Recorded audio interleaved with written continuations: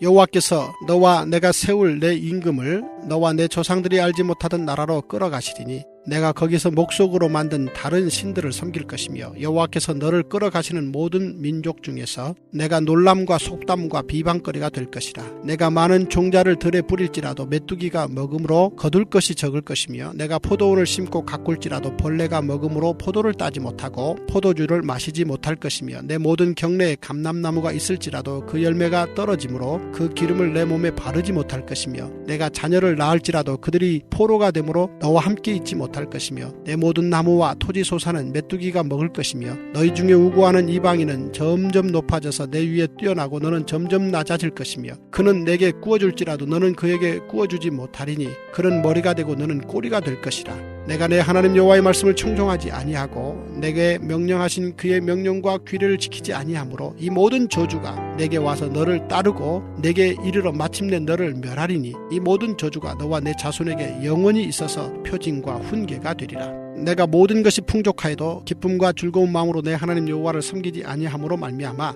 내가 줄이고 목마르고 헐벗고 모든 것이 부족한 중에서 여호와께서 보내사 너를 치게 하실 적군을 섬기게 될 것이니 그가 철 멍에를 내 목에 메어 마침내 너를 멸할 것이라. 곧 여호와께서 멀리 땅 끝에서 한 민족을 독수리가 날아오는 것 같이 너를 치러 오게 하시리니 이는 내가 그 언어를 알지 못하는 민족이요 그 용모가 흉악한 민족이라. 노인을 보살피지 아니하며 유아를 불쌍히 여기지 아니하며 내 가축의 새끼와 내 토지의 소산을 먹어 마침내 너를 멸망시키며 또 곡식이나 포도주나 기름이나 소의 새끼나 양의 새끼를 너를 위하여 남기지 아니하고 마침내 너를 멸절시키리라. 그들이 전국에서 내 모든 성읍을 에워싸고 내가 의뢰하는 높고 견고한 성벽을 다 헐며 내 하나님 여호와께서 내게 주시는 땅의 모든 성읍에서 너를 에워싸리니 내가 적군에게 에워싸이고 맹렬한 공격을 받아 곤란을 당하므로 내 하나님 여호와께서 내게 주신 자녀 곧 내 몸의 소생의 살을 먹을 것이라.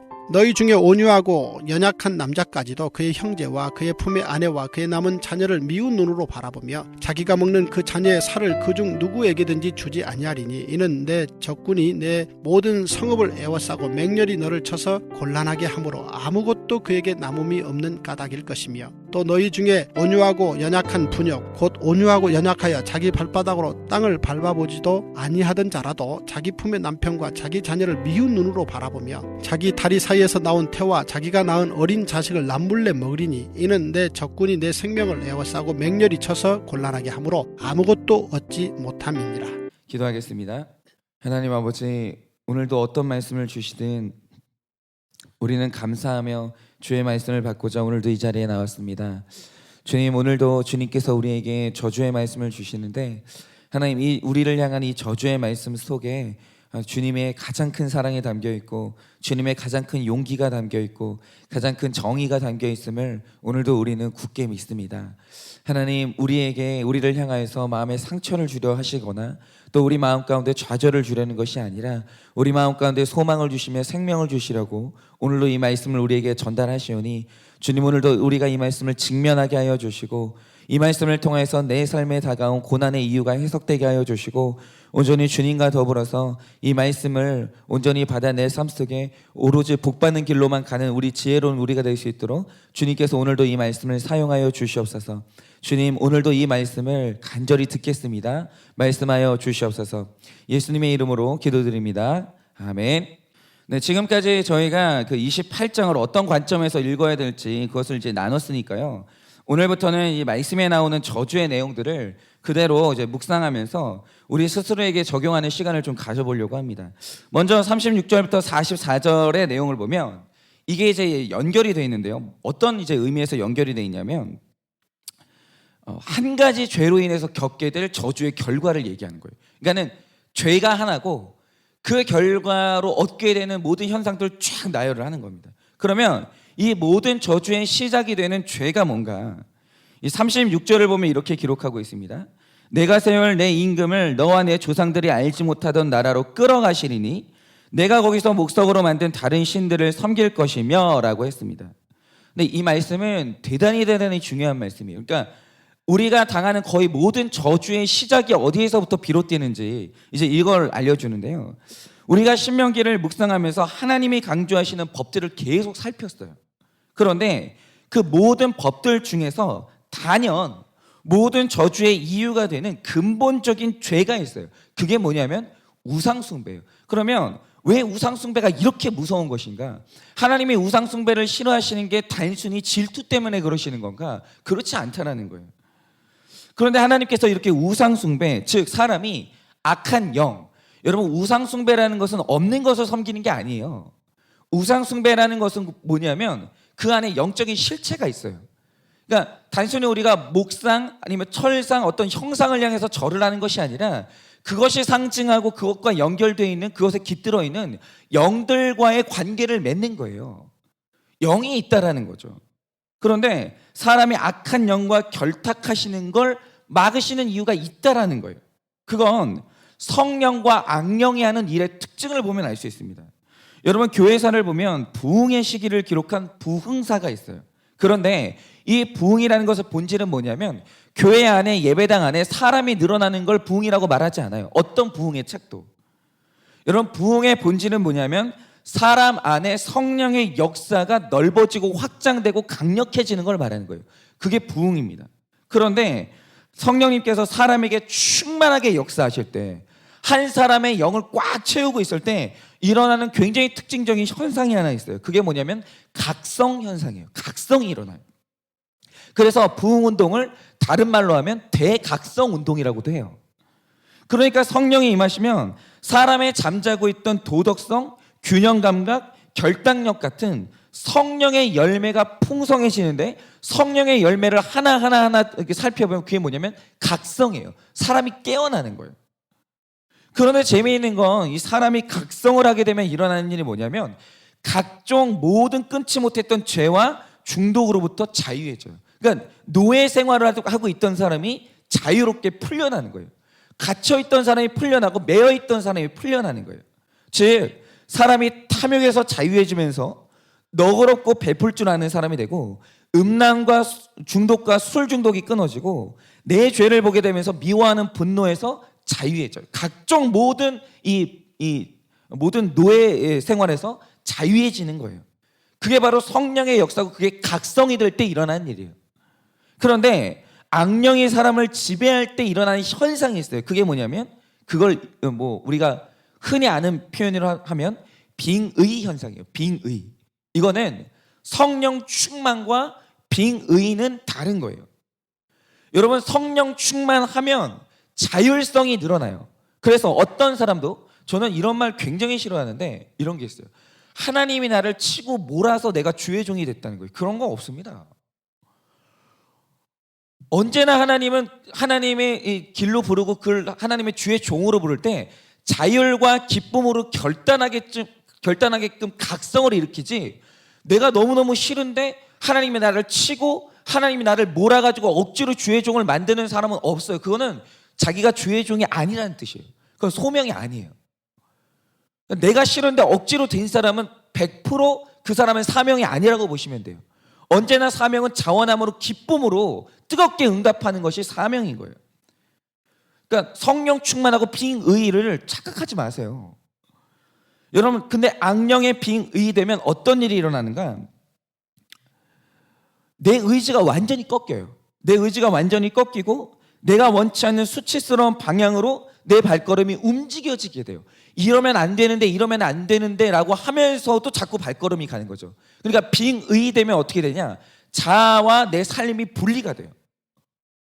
그러니까 내 의지대로 내 삶이 안 사라지는 거죠. 그래서 빙의가 되면 내 자아가 나를 장악한 세력의 포로가 되는 거예요. 그러니까 외부의 세력이 내 주인이 되는 거죠. 내가 온전히 나의 주인이 되지 못하는 거예요. 그래서 성경이 술 취함과 성령 충만을 정반대로 이야기하는 이유가 뭐냐면 술 취할 때 빙의 현상이 일어나요. 내가 안 되는 거예요. 성령 충만하면 내가 나를 알게 되고 내가 내 인생을 살게 되는데 술 취하면 내가 아니게 되는 거예요. 내가 내 의지대로 안 되는 거예요. 술의 기운이 완전히 나를 포로로 사로잡아버리는 거예요. 딴 사람이 되는 거죠. 그래서 술 취하는 일이 일어나는 일이 뭐냐 하면 다 악한 일이 일어나는 거예요. 다 악한 일. 그래서 술 취함 가운데서 깨고 일어나면 어떤 감정이 제일 먼저 몰려오죠? 수치심이 밀려와요. 어저께 내가 한 일이 내가 하기 싫은 일이에요. 그런데 내가 너무 수치스러운 일을 한 게 생각이 나니까 수치심이 밀려오는 거예요. 이게 뭐냐면 포로가 되는 거죠.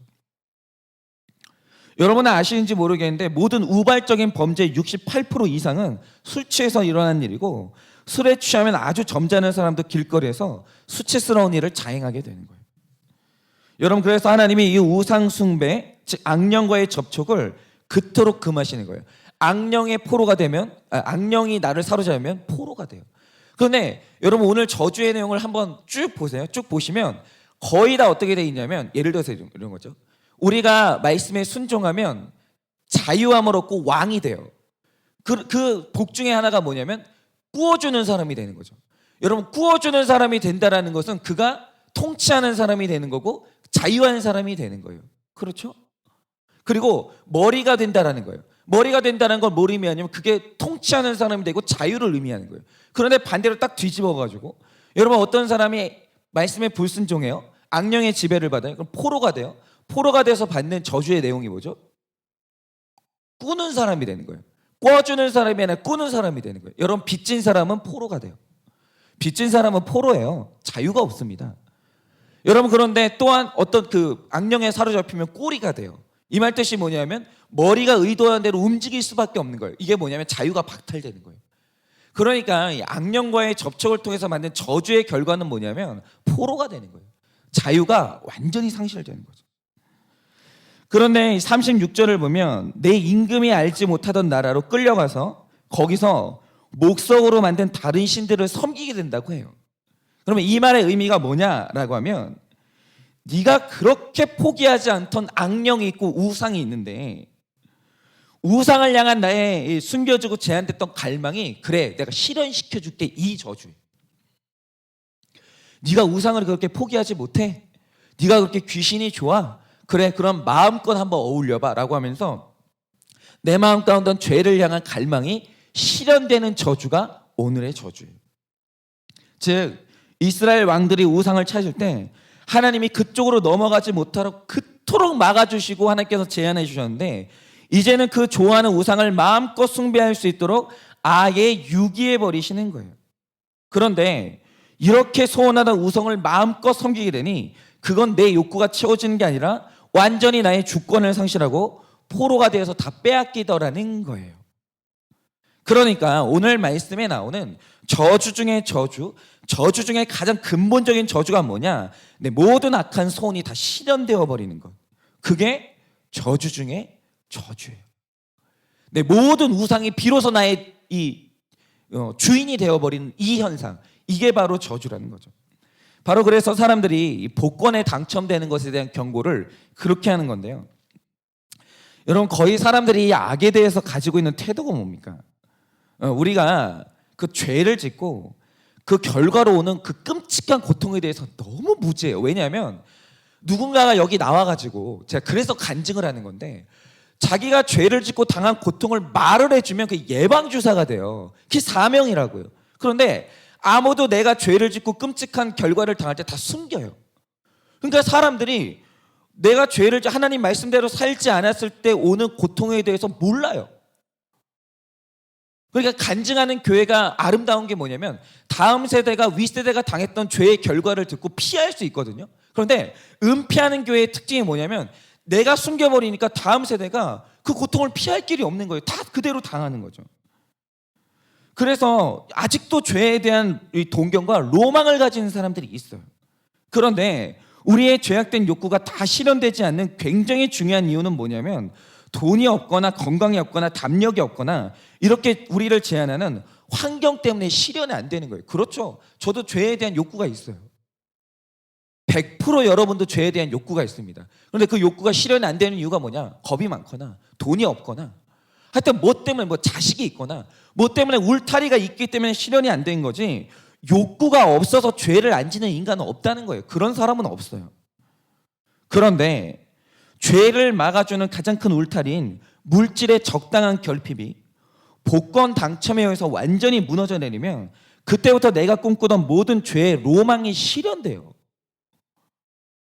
문제는 그래서 자유해지는 게 아니라 완전히 포로가 돼서 끌려가고 그 인생이 방송 여기저기 노출되면서 놀람과 속담과 비방거리가 되더라는 거예요. 그래서 사실 저는 아무 준비 안 된 어린아이들이 연예인이 돼가지고 돈벼락 막는 게 저는 재앙이라고 생각합니다. 그건 그냥 어른들이 애들 이용하는 거예요. 돈 벌려고. 굉장히 안 좋다고 생각합니다. 이게 율곡 이해 선생님이 말했던 인생의 3대 재앙 중에 첫째 재앙인 초년 출세예요. 인기와 돈에 대해서 아무 훈련이 안 된 애들이 갑자기 그 모든 게 쏟아졌을 때 그걸 건강하게 다룰 수 있는 애들이 아무도 없어요. 그런데 그 아이돌들 있잖아요. 흔히 말하는 아이돌들의 수명이 4년이라고 해요. 그럼 얘네들이 한꺼번에 돈하고 인기가 쏟아지죠. 그걸 어떻게 감당이 안 되는데 얘들 수명이 다 하잖아요. 그럼 소속사에서 버려요. 버려요. 그리고 나면 이 사람들은 평생 약물 중독 아니면 우울증에 시달려야 되는 거예요. 그래서 그 소녀들이 자기에게 주어진 그 엄청난 것들이 감당이 안 되니까 우울증 약을 달고 살고 자살을 하는 거예요. 분명히 포도원을 심고 풍성하게 가꾸었는데 다 뺏기고 누리는 게 아무것도 없는 거예요. 아무것도. 내가 원하던 악에 대한 욕구가 실현되는 것, 그거 자체가 저주라는 거예요. 그래서 하나님께서 내 소원을 실현시켜주지 않으신다면, 제한하신다면 그렇게 하시는 이유가 반드시 있는 겁니다. 그런데 이렇게 준비가 안 된 나에게 모든 것이 실현이 된다? 내가 원하는 대로 다 된다? 그거는 인생이 풀리는 게 아니라 인생이 묶이는 거고 하나님이 나를 버렸다는 증거예요. 내가 마음먹은 대로 내가 원하는 대로 다 실현되면 그거는 그냥 하나님이 나를 버린 거예요. 안 되는 게 있어야 되는 거예요. 왜요? 우리는 죄인이기 때문에. 우리는 죄인이기 때문에.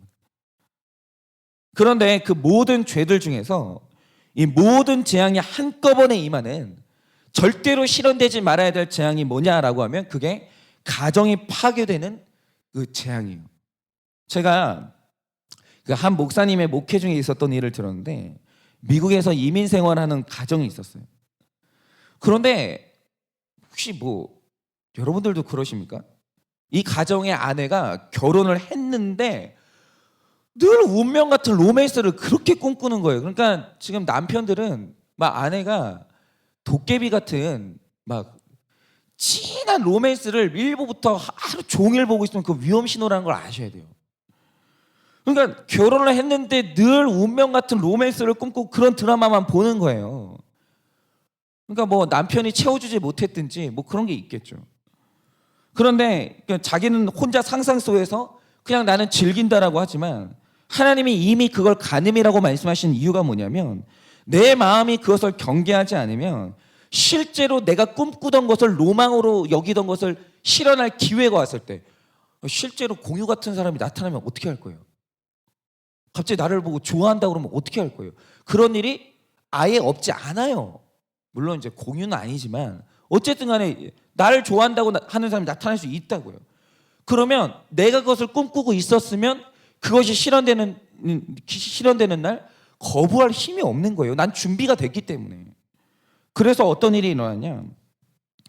이 여자분이 어느 날 아이들도 어느 정도 크고 해서 집에만 있기 무료하니까 우체국에서 아르바이트를 하겠다고 한 거예요. 남편이 이걸 반대하긴 했는데 너무 원하니까 이제 하라고 했죠. 그런데 거기에 내가 꿈꾸던 외모의 남자가 있는 거예요. 그런데 더 큰 저주는 뭐냐면 심지어 그 남자도 나한테 관심이 있는 거예요. 그러니까 내 우상 같은 욕구가, 내 로망이 실현이 돼버린 거죠. 그래서 이 여성분이 어떻게 됐냐면 얼마 안 있어서 집을 나가가지고 그 남자랑 동거를 시작했어요. 그리고 나서 또 얼마 안 있어가지고 남편한테 이혼을 통보하면서 재산 분할을 요청을 한 거죠.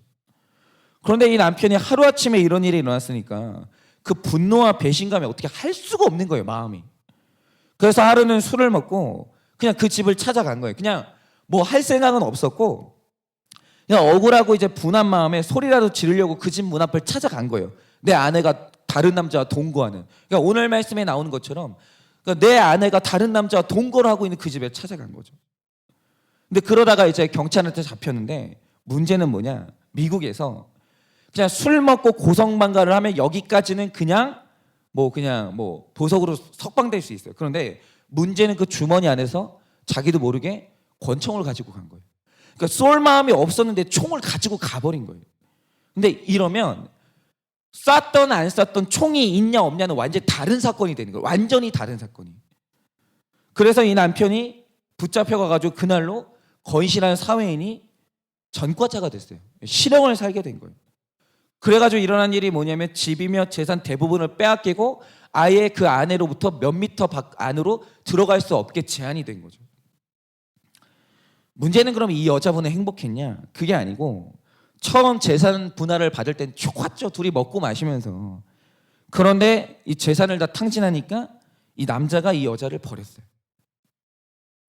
그러니까 이 가정이라는 포도원을 심고 가꾸었는데 죄를 포기하지 않으니, 하나님이 그렇게 버리라고 했던 우상을 버리지 않으니 벌레가 찾아와서 전부 먹어버리고 자녀들은 분노의 포로가 되어서 엄마와 평생 만날 수 없고 아빠가 감옥에 있어서 만날 수 없는 사이가 된 거예요. 여러분, 바로 이겁니다. 내 죄악된 욕구는 실현되지 않는 게 은혜예요. 실현되지 말아야 해요. 그런데 실현되지 말아야 되는 은혜를 받기 이전에 내 마음 가운데 그 욕구가 얼마나 무서운 줄 알아야 돼요. 여러분, 이 아내가 내 인생의 고통, 내가 꿈꾸던, 내가 맛보고 싶었던 이 우상의 결론이 이런 건 줄 알았으면 여러분 그것을 마음에 품었겠습니까? 너무너무 두려워하면서 버렸을 거예요. 그런데 이 결론이 뭔지 모르니, 그 고통이 뭔지 모르니 여러분 우리가 그걸 꿈꾸는 거예요. 그래서 여러분, 저는 자녀들 앞에서 세상사를 숨기는 거, 세상을 아름답게만 포장하는 거 좋지 않다고 생각합니다. 여러분, 오픈해야 돼요. 엄마 아빠 인생에 있었던 죄로 인한 결과들, 그 고통들 자녀들에게 반드시 물려줘야 돼요. 왜요? 그럼 우리 자녀들은 그 길로 안 가는 거예요. 그 숨기는 건 뭐냐면 자녀 죽이라는 거예요. 자녀 보고 너도 나랑 똑같은 죄를 맛보고 죽으라는 거예요. 그래서 우리 삶에 주시는 적당한 결핍과 적당한 자유의 제한, 응답이 되지 않는 은혜가 있다라는 거예요. 그래서 오늘 하루 내 안에 실현되면 안 되는 욕구가 무엇인지 분별하시기를 바라요. 여러분, 내 안에 절대로 실현되면 안 되는 욕구가 뭐가 있으세요 지금? 그 있거든요. 있습니다. 그게 뭔지 이미 마음으로부터 분별하시고 버리세요. 그 있으면 안 되는 우상이 있다라는 거예요. 그 상상력, 여러분 그거 끊으세요. 내 머릿속에서 아무도 보지 않고 있으니까 아무에게도 피해 안 주니까 괜찮겠지. 그렇지 않아요. 사탄은 알아요. 그게 내가 너를 흔들 재료가 된다는 걸 사탄은 알아요. 버리세요. 그것의 결과는 끔찍합니다. 그것이 나에게 가져오는 고통은 무시무시해요. 여러분, 그것을 버리시고 내 악한 욕구가 실현되지 못하게 하는 결핍이 있다면 그것을 진정으로 감사하시고 오늘도 인생의 목적이 행복이 아니라 거룩이 되시는 여러분 되시기를 예수님의 이름으로 축원을 드립니다.